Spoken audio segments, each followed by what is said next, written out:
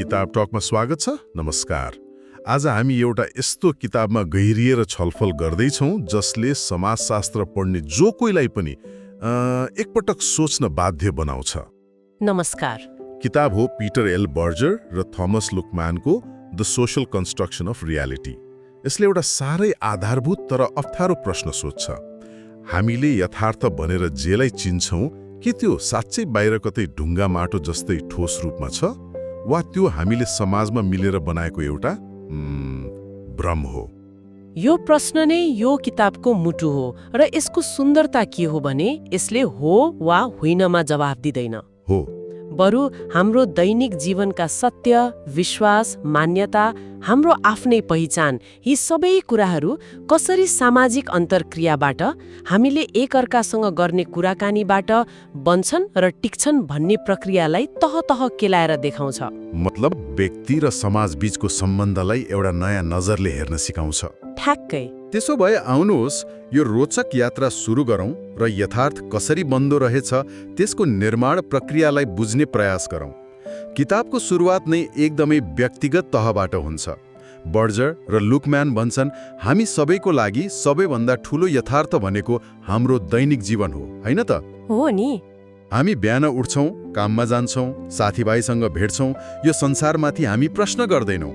यो हाम्रो लागि टेकन फर ग्रान्टेड संसार हो, मतलब चल्दै आएको यथार्थ। बिल्कुल।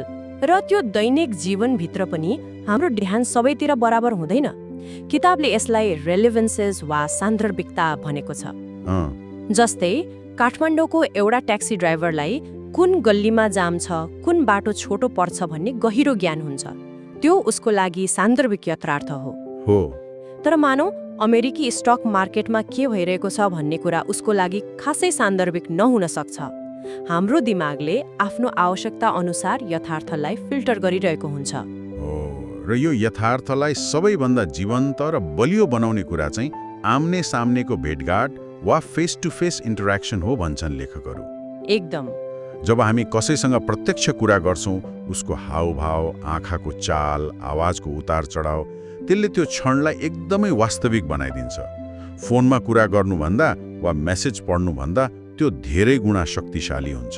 र यो सबैको जगमा भाषा छ, ल्याङ्ग्वेज।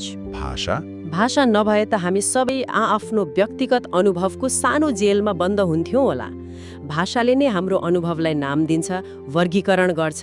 जस्तै माया, रिस, न्याय, अन्याय जस्ता शब्दहरूले हाम्रो भावना र अनुभवलाई एउटा साझा आकार दिन्छन् र यही भाषाको माध्यमबाट ज्ञान एक पुस्ताबाट अर्कोमा सर्छ र एउटा साझा वस्तुगत संसारको निर्माण सम्भव हुन्छ। ल, यहाँसम्म त ठिक छ, यो हाम्रो व्यक्तिगत यथार्थ भयो। तर किताबको सबैभन्दा दिमाग हल्लाउने तर्क त अब आउँछ।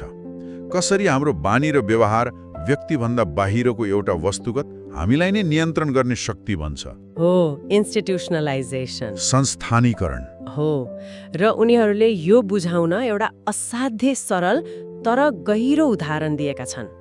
कल्पना गरौँ, दुई व्यक्ति ए र बी एउटा सुनसान टापुमा भेट्छन्। उनीहरूले हरेक दिन केही कामहरू गर्छन्। मानौ एले सधैँ आगो बाल्छ र बीले खानेकुरा खोज्छ। बिस्तारै यो कामको बाँडफाँड उनीहरूको बानी बन्छ, ह्याबिट। यसले उनीहरूको मानसिक ऊर्जा बचाउँछ। हरेक दिन आज कसले के गर्ने भनेर सोच्नु परेन। ठ्याक्कै। एक अर्काका लागि उनीहरूको व्यवहार अनुमानयोग्य हुन्छ, प्रिडिक्टेबल। यहाँसम्म यो उनीहरूको व्यक्तिगत बानी मात्र हो। तर जब उनीहरूका बच्चाहरू जन्मन्छन्, जब बच्चाहरू जन्मन्छन्, उनीहरूका लागि यो एले आगो बाल्ने र बीले खानेकुरा खोज्ने कुरा व्यक्तिगत बानी वा छनोट रहँदैन। उनीहरूका लागि यो एउटा बाहिरी ऐतिहासिक तथ्य बन्छ। हाम्रो परिवारमा काम गर्ने तरिका नै यही हो। उनीहरूका लागि त्यो एउटा संस्था बनिसकेको हुन्छ, इन्स्टिट्युसन।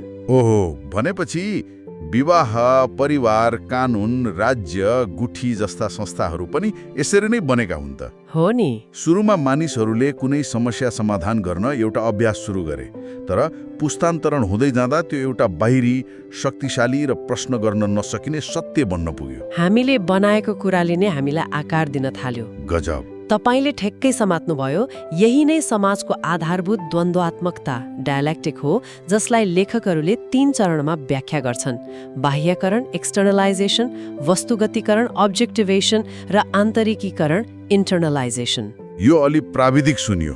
यसलाई बुझ्ने सबैभन्दा सजिलो तरिका सायद सोशल मिडिया इन्फ्लुएन्सर भन्ने कुरालाई हेरेर हुन्छ। त्यो त रोचक हुन्छ होला, भन्नुस् न। सुरुमा केही मानिसहरूले आफ्नो जीवन, आफ्नो विचार अनलाइन शेयर गर्न थाले। यो भयो एक्सटर्नलाइजेसन, मानिसले आफ्नो भित्री कुरा बाहिर प्रकट गर्यो। बिस्तारै इन्फ्लुएन्सर हुनु एउटा वास्तविक जागिर जस्तो बन्यो, जसको आफ्नै नियम, बजार र अपेक्षाहरू छन्। यो भयो अब्जेक्टिभेसन, व्यक्तिगत अभ्यास एउटा बाहिरी वस्तुगत यथार्थ बन्यो। हो।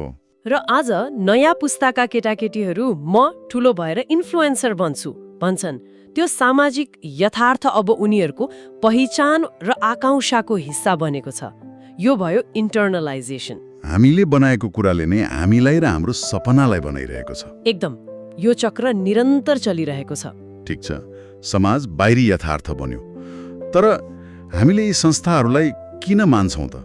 किन प्रश्न गर्दैनौँ? यसमा किताबले वैधानिकता वा लेजिटिमेसनको अवधारणा प्रस्तुत गर्छ। हो, लेजिटिमेसन भनेको त्यो संस्थागत व्यवस्थालाई व्याख्या गर्ने, त्यसलाई अर्थ दिने र त्यसलाई सही वा स्वाभाविक हो भनेर ठहर्याउने प्रक्रिया हो। यो भनेको किन भन्ने प्रश्नको सामाजिक जवाफ हो, हैन त? ठ्याक्कै।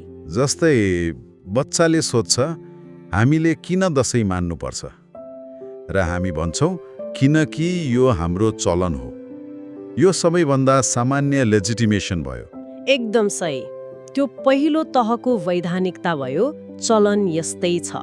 त्यसपछि दोस्रो तहमा लोककथाहरू, उखान टुक्काहरू आउँछन्, जस्तै कन्यादान गर्दा पुण्य मिल्छ। तेस्रो तहमा अलि विस्तृत सिद्धान्तहरू बन्छन्, जस्तै धर्मशास्त्र वा कानुनका किताबहरू। अनि सबैभन्दा माथिल्लो तह, वैधानिकताको सबैभन्दा माथिल्लो र शक्तिशाली तहलाई लेखकहरू प्रतीकात्मक ब्रह्माण्ड वा सिम्बोलिक युनिभर्स भन्छन्। प्रतीकात्मक ब्रह्माण्ड, यो शब्दले नै मलाई सोच्न बाध्य बनायो। हो, यो भनेको अर्थको एउटा विशाल छाता जस्तै हो, जसले समाजका सबै कुरालाई समेट्छ र एउटै बृहत कथामा जोड्छ। हाम्रो जीवन, मृत्यु, सुख, दुःख, हो, इतिहास सबैलाई अर्थ दिन्छ। यसले हामीलाई अराजकताबाट, केओसबाट बचाउँछ। धर्म, राष्ट्रवाद, विज्ञान यी सबै आआफ्ना प्रतीकात्मक ब्रह्माण्ड हुन्। यसले हरेक कुरालाई आफ्नो ठाउँमा राख्छ र हाम्रो सानो व्यक्तिगत जीवनलाई पनि एउटा ठूलो अर्थ दिन्छ। जस्तै देशको लागि मर्नु भन्ने कुरा राष्ट्रवादको प्रतीकात्मक ब्रह्माण्डभित्र एउटा महान कार्य बन्न पुग्छ। त्यो ब्रह्माण्ड बाहिरबाट हेर्दा त्यो मूर्खता लाग्न सक्छ। र यो कुरा आजको नेपाली समाजमा एकदमै भनौँ न छर्लङ्ग देखिन्छ। एकदम। हामी यहाँ विभिन्न राजनीतिक, सामाजिक र धार्मिक समूहहरू देख्छौँ जसको आफआफ्नै प्रतीकात्मक ब्रह्माण्ड छ। र किताबले भन्छ, जब कुनै एउटा ब्रह्माण्डमाथि अर्कोले चुनौती दिन्छ, त्यो सामान्य असहमति मात्र रहँदैन, त्यो आफ्नो सम्पूर्ण यथार्थमाथिको, आफ्नो अस्तित्वमाथिको खतरा बन्छ। हो, एकदम सही। किताबमा यस्ता चुनौती दिनेहरूलाई विधर्मी वा हेरेटिक्स भनिएको छ। विधर्मी? हो। जब यस्तो चुनौती आउँछ, हरेक समूहले आफ्नो ब्रह्माण्डलाई जोगाउन वैचारिक हतियार वा कन्सेप्चुअल मसिनरिज प्रयोग गर्छ। मतलब उनीहरूले विरोधीहरूलाई मूर्ख, अज्ञानी, देशद्रोही, विदेशी दलाल वा पागलको आरोप लगाउँछन्। यो हामी नेपालको सामाजिक सञ्जाल र राजनीतिक बहसहरूमा हरेक दिन, हरेक मिनेट देखिरहेका छौँ। हो। मानिसहरू एकअर्काको विचारलाई गलत मात्र भन्दैनन्, बरु त्यसलाई जरैदेखि उखेल्न खोज्छन्। उनीहरूको भनाइ हुन्छ, तिमीले सोचेको कुरा त यथार्थ नै होइन, त्यो त केवल भ्रम हो। किताबले यसलाई निहरेलेसन वा शून्यरीकरण भनेको छ। र यो किन यति खतरनाक हुन्छ भने सबैजना आआफ्नो विश्वसनीयताको संरचना वा प्लजिबिलिटी स्ट्रक्चरभित्र बसिरहेका हुन्छन्। यो प्लजिबिलिटी स्ट्रक्चरलाई म यथार्थको इकोसिस्टम भन्न रुचाउँछु। रियालिटिज इकोसिस्टम हो। जसरी माछालाई जीवित रहन पानी चाहिन्छ, हाम्रो विश्वासलाई पनि जीवित रहन एउटा वातावरण चाहिन्छ। त्यही विचार भएका साथीभाइ, हामीले हेर्ने समाचार, हामीले पढ्ने किताबहरू, त्यो इकोसिस्टमबाट बाहिर निस्किने बित्तिकै हो हाम्रो विश्वासले सास फेर्न सक्दैन र कमजोर हुन थाल्छ। यही नै हामीले भन्ने गरेको विचारको च्याम्बर वा एखो च्याम्बर हो। ठ्याक्कै। हामी त्यही कुरा सुन्छौँ, पढ्छौँ र हेर्छौँ जसले हाम्रो विश्वासलाई बलियो बनाओस्, र जब त्यो च्याम्बर बाहिरको कोही बोल्छ हामी उसको तर्क सुन्दैनौँ, बरु उसलाई नै एजेन्ट वा भ्रमित भनेर खारेज गर्छौँ। हो, र किताबको तर्क अनुसार हरेक पक्षले अर्को पक्षको तर्कलाई आफ्नो कथामा मिल्ने गरी पुनर्व्याख्या गर्छ, साँचो अर्थमा संवाद गर्न खोज्दैन। जस्तै एउटा समूहले अर्कोलाई भन्न सक्छ उनीहरू त विदेशी पैसा खाएर बोलेका हुन्, वा उनीहरूलाई इतिहास थाहा नभएर यस्तो कुरा गरेका हुन्। यसले गर्दा अर्को पक्षको तर्कसँग जुझ्नै परेन, उनीहरूको नियतमाथि प्रश्न उठाए पुग्यो। हो, र यसले समाजमा ध्रुवीकरण झन बढाउँछ। र बर्जर र लुकम्यानले सोधेको एउटा महत्त्वपूर्ण प्रश्न छ, यो कसले भनिरहेको छ, सेज हु? यथार्थलाई परिभाषित गर्ने शक्ति को हुन्, कोसँग त्यो अधिकार छ भनेर बुझ्न जरुरी छ। एकदम। यहाँसम्म हामीले समाज कसरी बाहिरको यथार्थ बन्छ र ती यथार्थहरू कसरी एकअर्कासँग ठोक्किन्छन् भनेर कुरा गर्यौं। तर यो सबै बाहिरी कुरा हाम्रो दिमागभित्र चाहिँ कसरी छिर्छ, एउटा सामाजिक नियम कसरी मेरो व्यक्तिगत विश्वास बन्न पुग्छ? यो किताबको अन्तिम तर सायद सबैभन्दा महत्त्वपूर्ण भाग हो। यो आन्तरिकीकरण वा इन्टर्नलाइजेसनको प्रक्रिया हो, जुन मुख्यतया समाजीकरण, सोशलाइजेसन मार्फत हुन्छ। हामी समाजको सदस्य बन्न सिक्छौं। हो, हामीले भाषा, नियम, मान्यता, भूमिका सबै सिक्छौं र त्यसलाई आफ्नो बनाउँछौं। यो प्रक्रिया यति सफल हुन्छ कि समाजले हामीबाट जे अपेक्षा गर्छ हामीलाई त्यही कुरा आफ्नै मनको इच्छा जस्तो स्वाभाविक लाग्न थाल्छ। तर यो हाम्रो भित्री आत्मगत यथार्थ, सब्जेक्टिभ रियालिटी निकै नाजुक हुन्छ भन्छ किताबले। यसलाई निरन्तर मर्मत सम्भार, मेन्टेनेन्स चाहिन्छ रे, हैन? हो, एकदमै। र त्यो मर्मत सम्भारको सबैभन्दा ठूलो औजार कुराकानी हो, कन्भर्सेसन। कुराकानी हो, हामीले हाम्रा महत्त्वपूर्ण अन्य सिग्निफिकेन्ट अदर्स, हाम्रो परिवार, नजिकका साथीहरूसँग गर्ने हरेक सानो ठूलो कुराकानीले हाम्रो यथार्थलाई दिनहुँ पुष्टि गरिरहेको हुन्छ। उनीहरूले हो नि, ठिक भनिस्, त्यस्तै हो भन्दा। हो, त्यसो भन्दा हाम्रो यथार्थको जग बलियो हुन्छ। यदि हामीले हाम्रो यथार्थ पुष्टि गर्ने मानिसहरूसँग कुरा गर्न छाड्यौं भने हाम्रो यथार्थ नै कमजोर हुन थाल्छ, हामीलाई शङ्का लाग्न थाल्छ। मैले पहिलो पटक यो पढ्दा मलाई विदेश गएका साथीहरूको याद आएको थियो। सुरुमा उनीहरूलाई त्यहाँको समाज अनौठो लाग्छ, तर बिस्तारै त्यहीँका मानिसहरूसँग कुरा गर्दै जाँदा त्यहाँकै चलनहरू स्वाभाविक लाग्न थाल्छन्। हो, र जब उनीहरू नेपाल फर्किन्छन् उनीहरूलाई यहाँका कतिपय कुराहरू अनौठा लाग्न थाल्छन्। उनीहरूको यथार्थको मरम्मत सम्भार गर्ने मानिसहरू फेरिए। एकदमै राम्रो उदाहरण हो यो। यही कारणले गर्दा रूपान्तरण वा अल्टरेसन जस्तै धर्म परिवर्तन वा कुनै कट्टर राजनीतिक समूहमा लाग्नु निकै कठिन र नाटकीय हुन्छ। किन? यसका लागि व्यक्तिलाई पुरानो संसारबाट पूर्ण रूपमा अलग्याएर एउटा नयाँ र बलियो विश्वसनीयताको संरचना वा इकोसिस्टम चाहिन्छ।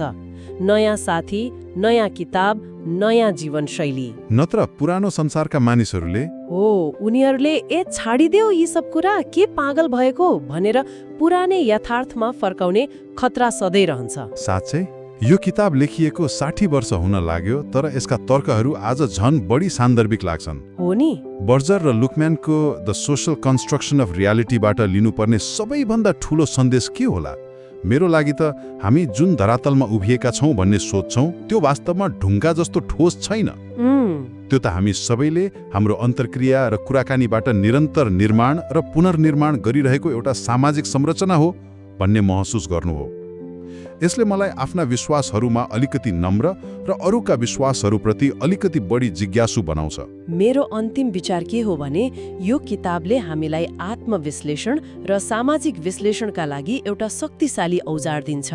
जब हामी नेपाल जस्तो समाजमा गहिरो द्वन्द्व र ध्रुवीकरण देख्छौं तब हतारमा कुनै एक पक्ष लिनुको सट्टा हामीले सोध्न सक्छौं यहाँ कुन कुन प्रतीकात्मक ब्रह्माण्डहरू ठोक्किरहेका छन्। यथार्थलाई परिभाषित गर्नेहरू को हुन्? कुन कुन इकोसिस्टमले यी फरक फरक यथार्थहरूलाई टिकाइरहेको छ? हो, यो प्रक्रिया बुझ्नुको मतलब सबै यथार्थलाई बराबर वा सही मान्नु होइन, तर यसले समानुभूति र संवादको ढोका खोल्न सक्छ। जसले हामीलाई आफ्नो च्याम्बरबाट बाहिर निस्कन र अर्कोको ब्रह्माण्ड कस्तो देखिदो रहेछ भनेर कम्तीमा चियाएर हेर्न मद्दत गर्न सक्छ। हाम्रा श्रोताहरूका लागि एउटा प्रश्न छोडेर जाउँ। यदि हाम्रो यथार्थ सामाजिक रूपमा निर्मित हो भने हाम्रो आफ्नो पहिचान र विश्वासको कुन हिस्सा हामीले केवल चलन यस्तै छ भनेर बिना प्रश्न स्वीकार गरेका छौँ? र संसारलाई एउटा फरक दृष्टिकोणबाट हेर्न हामीलाई के कुराले रोकिरहेको होला? आजको लागि यति नै। किताब टकमा फेरि भेटौँला। धन्यवाद। धन्यवाद।